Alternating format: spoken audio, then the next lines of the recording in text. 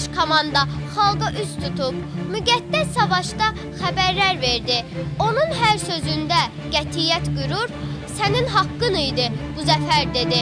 Şuşa, sən azadsan, azadsan dedi. Od rəyli, od nəfəsli diyarımsan, ocağına canım qurban Azərbaycan. Əzilsən də əyilməyən vüqarımsan, bu çağına canım qurban Azərbaycan.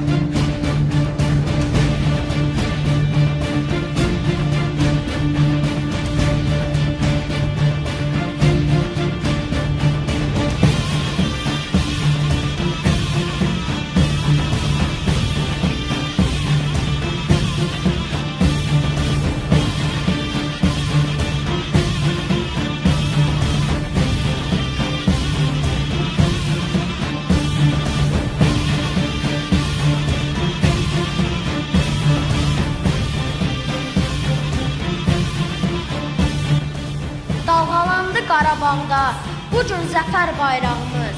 Heç vaxt yerdə qalmayacaq axıdılan qanlarımız. Düşmənlərdən təmizləndi dədə-baba torpağımız. Canlarını fəda edən şəhidlərin ruhu şaddır.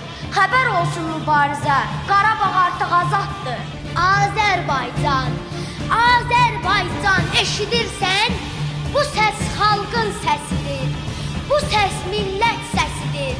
Sənə qurban olan canlar, vətənini sevənlərdir, vətəninə can dəyənlərdir.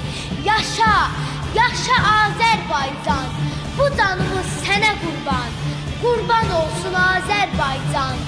Azərbaycan öz dilimiz, Azərbaycan and yerimiz, bizim vuran ürəyimiz, canımızda bəsləyirik. Sənə anam Azərbaycan, yaşa, yaşa Azərbaycan, bu canımız sənə qurban, qurban olsun Azərbaycan.